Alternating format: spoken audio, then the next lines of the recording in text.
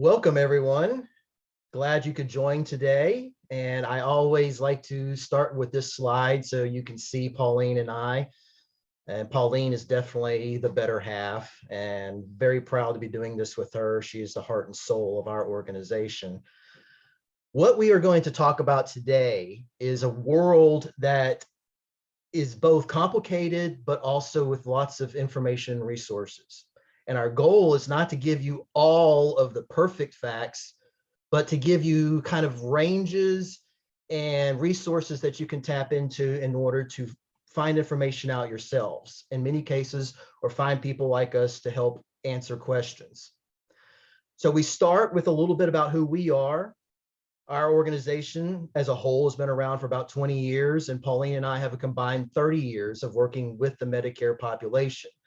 That includes about 10 years that I spent working with Cigna in their Medicare health insurance plan. So I have a great deal of experience working with the population from the Medicare side, and I'm very familiar with what Medicare does and what it does not do. And unfortunately, it does not do a lot in the area of long-term care. We're going to talk about that a little bit more later in the presentation. We're going to start by looking at what's going on with some of the possible care solutions that are out there. We're going to be talking about a lot of these throughout the presentation, with the primary focus being, broadly speaking, the independent, assisted living, and memory care arenas. But in particular, I want to mention the legal and financial planning and advising. That's a resource that we don't probably use as much as we should for this population. It's a resource that's available for elder care specialists. They do specialize in this population and helping them with their issues. Most of the legal and financial planning and advising should have an initial assessment that's free. And during that assessment, they should reveal to you how much their costs are going to be. For the legal side, probably hourly. And then on the financial planning, their fees will probably be incorporated into whatever they're doing from the investment side on behalf of the client. But all of that should be discussed and revealed in that initial assessment when they meet with you. But that is definitely one that's underutilized in our area. Respite care is another underutilized one. This is one that has a lot of flexibility to it because it can be done hourly within the home where you're at. And we'll talk about those costs in a little bit with what those could be. But it can also be at a facility, so that if you need to take a vacation and you're a caregiver and you need to be gone for a week or two or even 3, then you could have your loved one in a facility that's receiving all the care they need for that time frame, and you don't have to worry about it. And there's going to be either a daily or weekly fee that the facility charges, but that is available for people, and it's one that's underutilized really with most facilities that we work with and know about. So that's one that I hope other people will take more advantage of, in addition to the adult daycare. Don't have enough of those in our area. Did a lot of work with Cigna down in the Rio Grande Valley, and you literally could go to every street corner and there was an adult daycare down in the Rio Grande Valley. And unfortunately, here in the Houston area, we don't have that. And that's a big issue from our perspective, because they are a great resource where people can go, be safe during the day, have a lot of fun, have a lot of engagement, and you know they're being well taken care of. They have hourly or day rates, depending on the facilities, and you can get with the facilities to learn more about that for sure. But that is a resource that's out there. We can talk about these in greater detail on our circle later, as well as the more. And there's a lot more that are out there. You could practically get anything you want at home these days. And those are definitely all things that we can talk about in our circle later. But now we're going to start by looking at that independent living in a little bit greater detail. Because independent living is basically just doing what you're doing now, okay? Whatever you're doing for life, you just keep on doing it. And that's exactly as easy as it gets. Most of us, in an AARP survey not too long ago, said that 90% of us want to be at home, okay? And most of us, home is where the heart is, and it's where the roof is currently over our head, where we pay our property taxes, homeowners insurance, all that good stuff. We want to stay home. So you can be able to do that for sure. Absolutely. If over the course of time, maybe you might need a little bit of help with food because it's not as easy reading those recipes anymore, or you might need a little bit of help getting into the bathroom and out of the bathroom safely and those types of things, then you can have something called home care come in. These are caregivers that come in and help you with your activities of daily living, ADLs, okay? They are hourly paid for the most part, okay? Roughly speaking, okay, could be anywhere from about $20 an hour up to about $35 an hour. If you want it on the lower side, they would need to work directly for you, okay? They were your employee for the most part, okay? There are entities out there that can help you with managing that by helping with payroll taxes and making the payroll, as a matter of fact. But for the most part, they would be your employee, and that gives you more flexibility on how often they come see you and on the days that they do come see you, okay? If you don't want that hassle, then there's definitely agencies that you can work with, okay? Those agencies typically have minimum hours that they want people to come in, around 20 hours a week, broken down however you want. Mostly it can be in 3 to 4 hour blocks, but the agencies take care of everything and you don't have to worry about anything. Again, hourly, but it'll probably be on the higher end of that hourly range that I spoke of earlier, probably somewhere now between $28 to $35 an hour. So those resources are there and available for you to stay in your home, wherever home is, okay? If you needed something else to help you stay safe, some of that assistance to keep your home safe, then we have entities out there that will come in and install those handrails in the bathrooms to help you be steadier when you're getting in and out of the bathtub or shower, or often on the commode that you need to get on. You can have the handrails installed throughout your house as you're walking back and forth in areas. They could put ramps in. They could put lifts in. They can do whatever you need to have happen, make doors wider, bathrooms ADA compliant, accessible, whatever those things are, in order for you to live your best life at home as safe as possible, okay? Range, several $100s up to several $1,000s, depending on what the work needs to be done. But they are definitely entities out there that specialize in this. They are very good and excellent.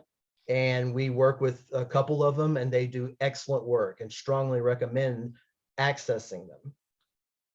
Home health is also available. Home health, particularly on the health side, okay? Doctors have to recommend this to happen, okay? Most of the time that's going to be paid for by Medicare or your Medicare insurance, okay? But that also is available at home, okay? Now, what happens if you're a little bit tired of the home and you need to move forward because I'm tired of property taxes, I'm tired of the homeowner's insurance, mowing the grass, taking care of everything. I just want to get into an apartment and just live my best life. Well, there are those out there, okay? Apartment complexes designed for 55 and older, just like an apartment complex that the younger population is. You go in, you have a full kitchen, swimming pools, you pay your utilities, you clean your own apartment.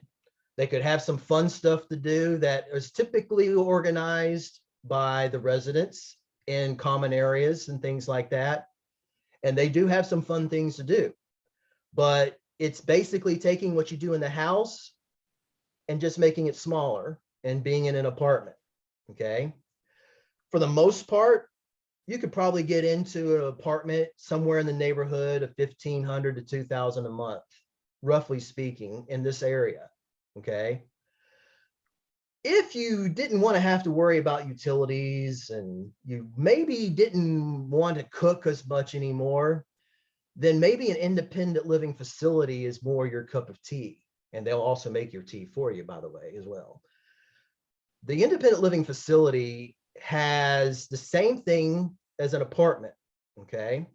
But those utilities are mostly paid for. There are some individual exceptions depending on the facility, but for the most part, utilities are paid for. They also, some of them will have kitchens. A lot of them have kitchenettes, so no stove. Everything else in the kitchen, but no stove. The goal is for you to go and eat from chef prepared meals that are part of the facility. Okay, they have those available. They also have lots of social activities. They have a social person that does the social activities, transportation to and from shopping or other venues that you need to go to from doctors' perspectives or whatever. You can still have your car, that you might even get a garage. But if you want to have all these things, they're available. A lot of these facilities will probably start somewhere in the neighborhood of 2,000, probably go up to 4,000, 5,000, depending on what part of the city you're in. But they have a lot of these types of services that make things a lot easier for you if you wanted them to be. And if you need that home care, you need someone to come in and help you get dressed in the morning, or get in and out of the bathroom, or do anything else that you need, you can still get that in these apartments at the complexes or in the facilities. Okay, so nothing changes on that side of things. How do you make the choice? Well, it's just whatever is your cup of tea. Are you more social? Would you like more stuff to do? Be still independent? A lot of these facilities can even have happy hours. They can be that fun. So it's a lot of fun to be able to go to these places, do a lot of these things, and participate with a lot of things going on there. What if I don't have that much money? Well, Section 8 is available. Okay, Section 8 is a program that we have available, provided by local governments, that subsidizes housing costs for older individuals in our communities. Depending on what town or county you're in, the program has a list of facilities, complexes. They also have maybe rental homes that are available for people to access and move into, to be able to participate in. And the range of rents can only be maybe a couple $100s, a few $100s a month, up to maybe $1,000 a month. It's a sliding scale based on your income. Okay. These programs do not have a lot of availability, unfortunately. There's not a lot of availability, so the waiting list can be long. I know some waiting lists in the area are as long as 2 years for this, okay? So if that's something that you need, it's available, and you can contact 211 and find out the details of the entities, the Section 8 entity in your area that would you'd be able to contact and access and begin the process to qualify for. So once we've reached that threshold that we need a little bit more help, then that's time for assisted living. And here in Texas, we have A and B assisted living. Okay, A license and B license. A license is, for lack of a better term, assisted living light, because the state says that you are an A licensed facility if your clients are ambulatory enough to be able to evacuate themselves in the event of an emergency. That's the distinction between A and B. With B, the facility is going to need to have resources available to help people, assist people in the event of an emergency. That's pretty much the distinction between the two. That's why there's a wide range of costs. Typically, A facilities are less expensive than B facilities. A facilities can range anywhere from $1,500 to $2,000 a month and a little bit higher. B facilities, they can start anywhere, typically around 3,000. They can be as high as 10 to 11,000, depending on which part of the city you're in on a monthly basis. Each of these facilities have their own little quirks about them, about how they can be run, and that's determined by each individual facility and their operator. But for the most part, the goal is to deliver the care that you need that's above and beyond just the activities of daily living. You get those activities because now you're really struggling to get a lot of those done. But then you also have the ability to do some other things that you may need help with on a regular basis. Okay. And this activity can be done at facilities or homes. Okay. Yes, homes, care homes. Could just look like another residential house in a neighborhood. And all it is it's converted on the inside to be able to care for people in an assisted living environment. Can range from anywhere from 5 beds up to 16 beds. Okay.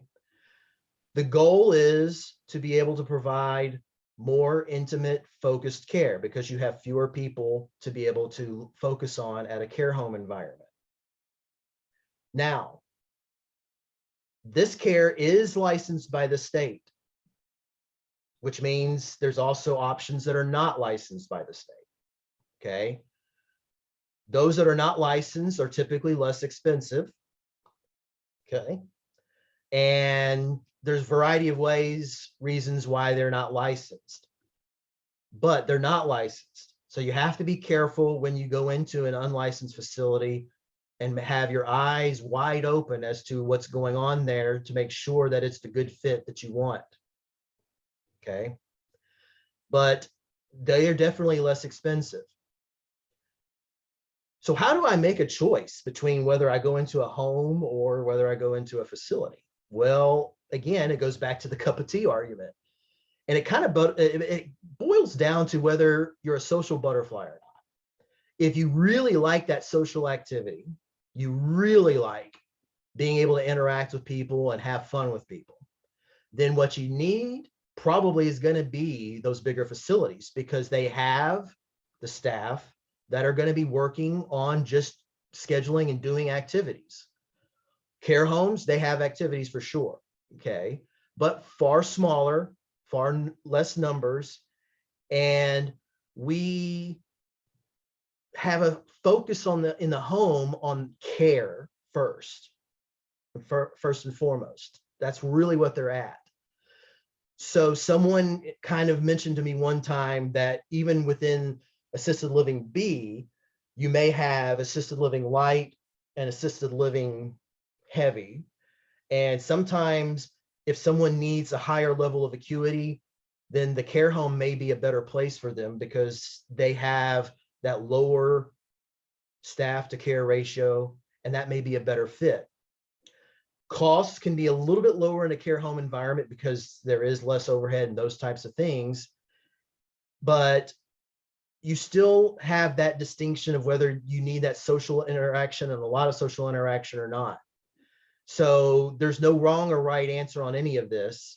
It's just a matter of what it is that I may need on any time, any place for us to have your best life, because that should be the ultimate goal for us to be able to do, is achieving that objective. So within this world, the goal is to have 24-hour eyes.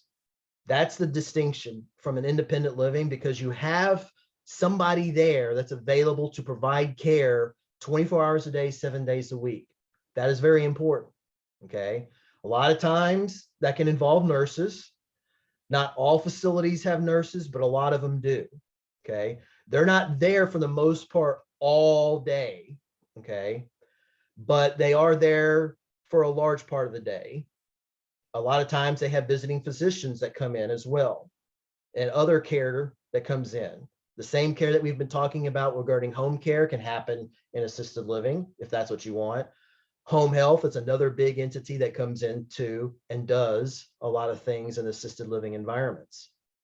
All of these things just kind of continuously build as we go along the continuum of care and those resources that we talked about earlier.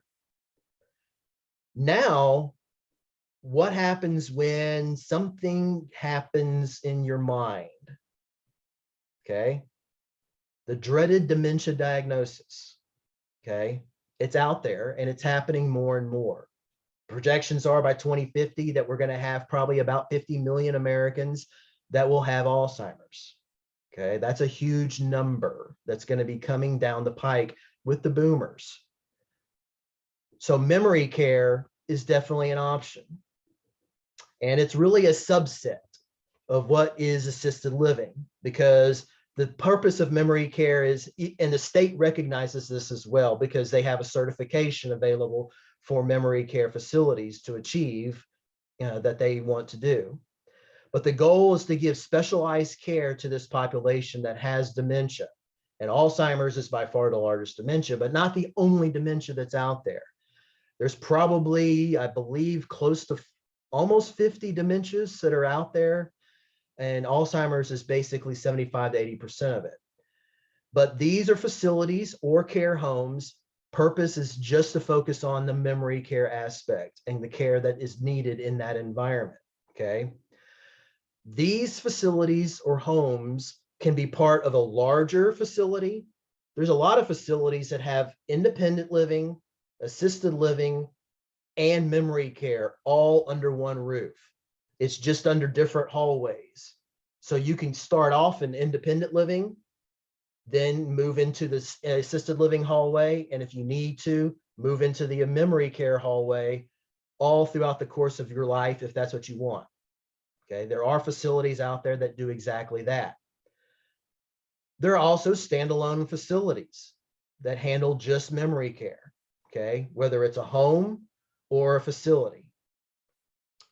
These places are typically secure, okay? Because of dementia, people can wander, they move around. We don't want them to leave the facility. So the doors accessibility is restricted, especially once it gets to night. So secure facility, that's one big difference. They also will probably require a dementia diagnosis. Most of these memory care facilities require that dementia diagnosis to access them from a doctor, okay?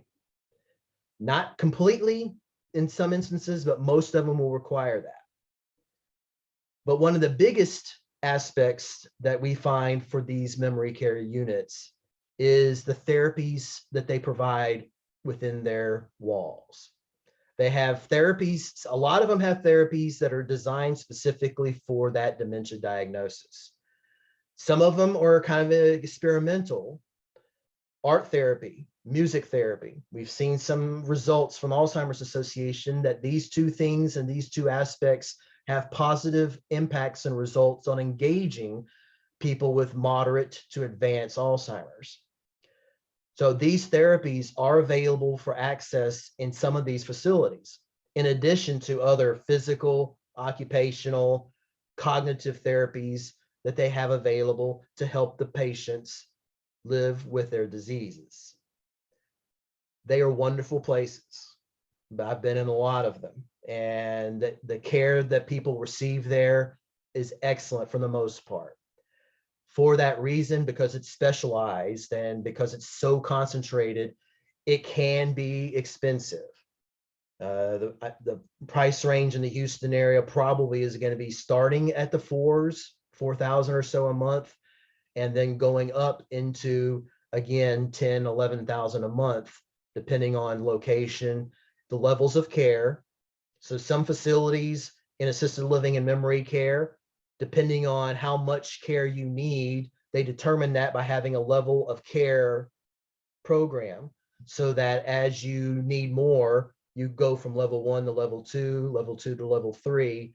And as you continue to need that extra care each month, that cost will also increase each month for that level of care. Some facilities do that. Other facilities, they build it into the cost up front. So that's something that you investigate and know up front when you're going into facilities, okay?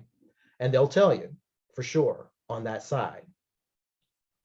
But that care level is built in to make sure that the people are getting exactly what they need for living their best life. That's what it's designed to do. That's what it's there for them to be able to get exactly what it is they need moving forward. And that's why it's so impactful. If someone has dementia, we always strongly recommend they try to get into a memory care unit to receive that kind of care, because it is excellent and it is, for the most part, exactly what they need. But if you're not able to do that, then, or if you want to do that at home, then there are caregivers that are certified to be able to do that at home as well. Okay. And you'll pay them again that hourly rate that we talked about earlier to be able to deliver that care at home while they're there. So memory care is a very good care resource to access when you need that, when you have that dementia diagnosis.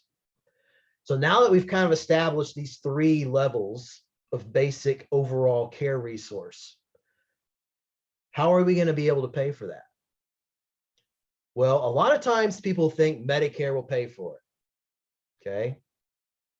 Reality is Medicare is going to pay for physician-ordered home health and physician-ordered skilled nursing and physician-ordered rehabilitation. In some instances, in some of the private Medicare Advantage plans, like the one I worked at, Cigna, they are now starting to offer a very small quarterly home care benefit where you get so many hours a quarter of home care that you can use and access that is covered under the insurance, and the insurance will pay for it. Otherwise, Medicare is not going to pay the monthly rent at a facility or at a care home. Okay. Medicare is not going to cover that cost. So we have to find other ways to cover that cost. For people that have the lower income option, Medicaid is a state program that receives federal funds, so it is different. Okay, you can have Medicare and Medicaid. They're two separate things because one's a federal program, the other is a state program. And Medicaid in the state of Texas has a long-term care benefit as part of their Star Plus program. That is what it's called, Star Plus. And in Star Plus, it's the long-term care at home benefit. And what happens is Medicaid is divided into private health plans too. And each of these health plans will contract with caregivers and facilities to provide long-term care options. And if you join that particular health plan, then you will be able to access that network of caregivers or facilities to live at or care for you. And then Medicaid will cover those costs. Okay. The options are limited because Medicaid doesn't pay as well as Medicare. So not as many people are prone to work as much with Medicaid for that reason. But if you have no other options and you have very limited resources, Medicaid is definitely an option. There are other drawbacks, including the clawback provision that's there that Medicaid has that you should definitely investigate before you completely enroll into the program. But this has got specific criteria also that you have to meet in order to be part of the program, which is mostly income-based, but also asset-driven as well. Okay. And those details are available and I'm sure will be discussed later in our conference today with Medicaid 101. But that is definitely an option. Another very good program, if you can get into it, is the VA program, and it's the aid and attendance program. Veterans have access to the veteran health insurance program for sure. If you served in the military at any point, you have access to it. My grandfather was part of it. You have access to that. However, the VA also has a program where if you served during a time of war, you don't have to necessarily serve in the war zone, but if you were active duty during a time of war, okay, and they have very specific time frames throughout history of that period that would qualify for that, then the VA will reimburse you for long-term care costs that you incur once you decide which ones you want to do. You could have care at home, okay, so you're paying for caregivers to come in, or you decide to move into a facility, in which case you pay the facility, you send the VA the bill, and they reimburse you for the cost that you paid the facility. Again, This program is determined by not only the service requirement, but income level as well, okay? There are definitely VA resources out there that can help you navigate this world, because right now I actually spoke to my VA resource earlier this week, and they said that the VA itself is months behind processing these aid and attendance requests to start the process. So it's going to take a lot longer period of time to go through and to be able to qualify and access the benefit. But it is a very good benefit if you are able to qualify for it. And we recommend people to access it if they have access to it for sure, because they earn that right by serving this country. And it's a very good program to help you pay for the costs. So these are kind of the basics to get started with that most people can think about. But there's definitely other options for sure. And those options always start with our Social Security, okay? So I looked it up yesterday just to be sure. Currently in 2022, the average monthly Social Security benefit is $1,647 a month. So that's the average that everyone on Social Security is possibly getting. So since we've already discussed how assisted living at the bottom part of this range of costs is about $3,000 a month, then we can see how Social Security alone is not going to be able to cover that cost.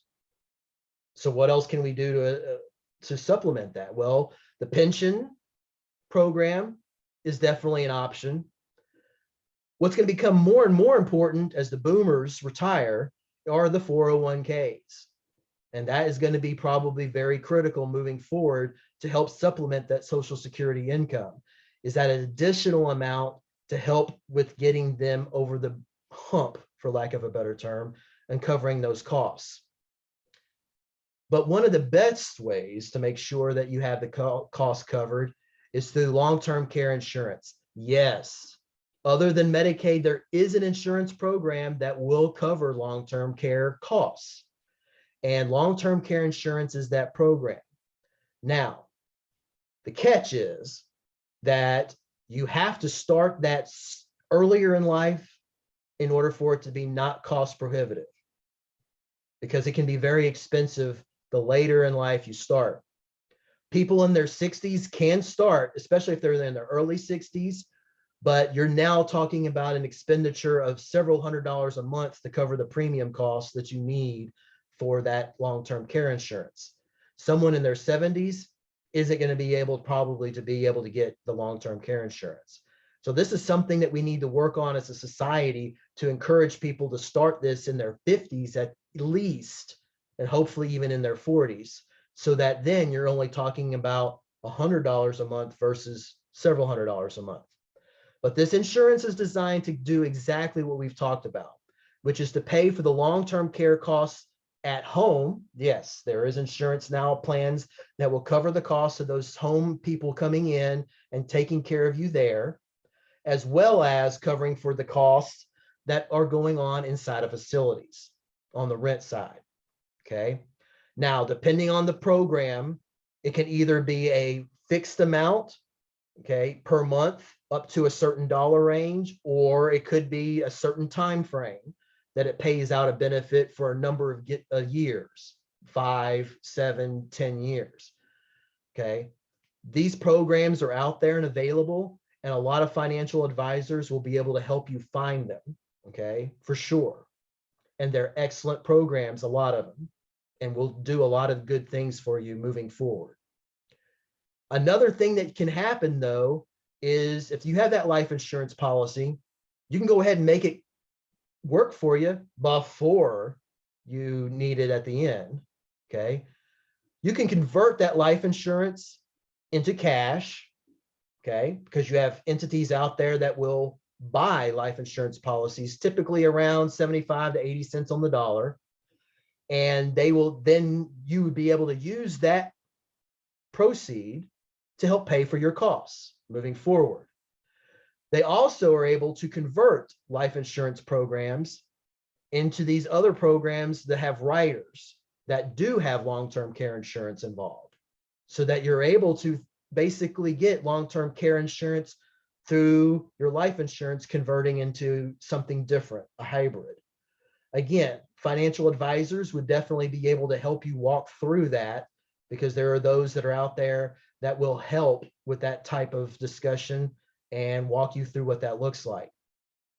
But it's another good process to help pay for costs.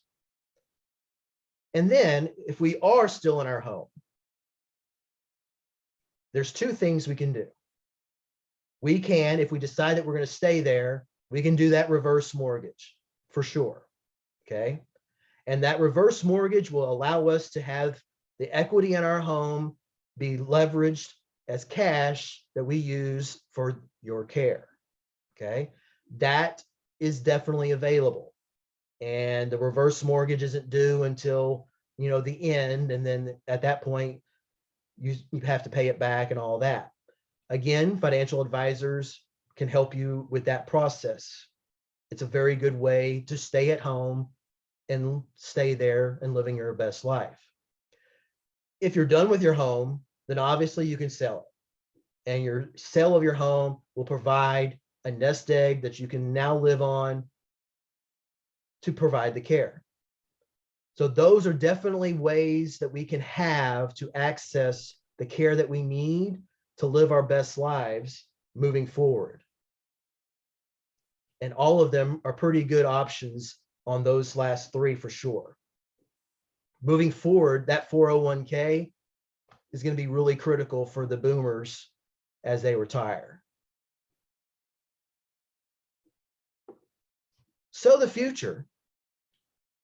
Well, I think for the most part that the costs that we see are going to continue to be going up. And this goes back to basic law and supply demand.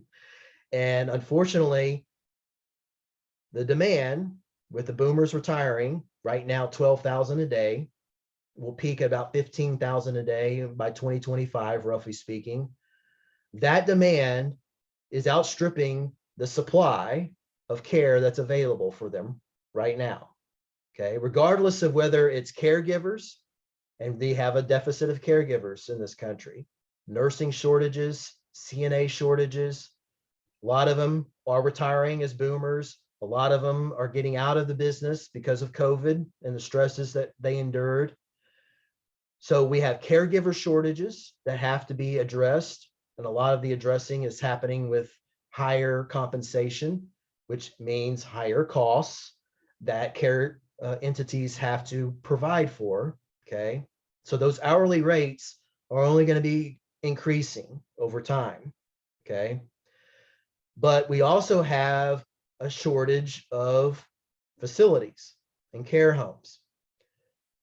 In the Houston market, at least in the area that is our primary area of focus, we've had a lot of care homes close, unfortunately, and because they just could not make it during COVID. And that's a big issue.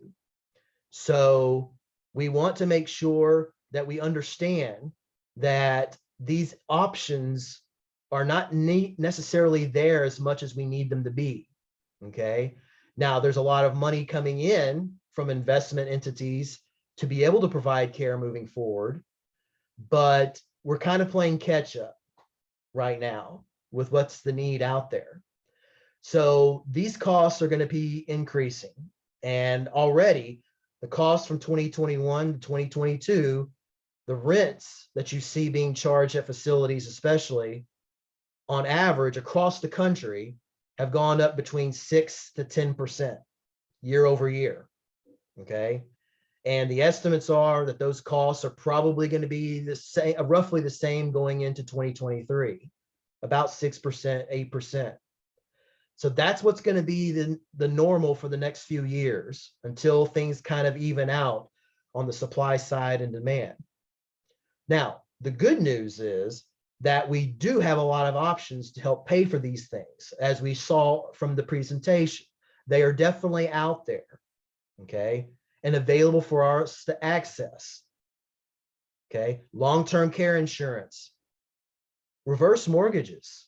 The home insurance, typically on the home insurance, $50,000 premium is where the conversion is best to start as a minimum. So if you have that amount or even more, then that is something that can probably be marketable and convertible into some form of cash or into some sort of different hybrid program that enables you to have a long-term care rider as part of it, okay? But all of these things are out there for us to be able to access to do these care resources as we need them. And a Medicaid is the bottom line for us as well, if that's what we need because of our resources, okay? We know people that can help people make that application for sure and get that done. The bottom line here, though, is it's all about knowledge. There's so much that's out there. So make sure that you go to the resources that are out there, whether it's us or other referral people. You can Google it for sure. They have entities like the Area Agency on Aging and 211 that are excellent resources. So please get the knowledge that's out there and available about what is available as the best care resources moving forward.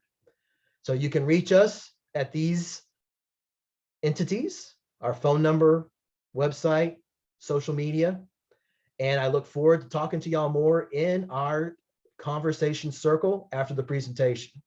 Thank you very much, and I turn it back over to Catherine.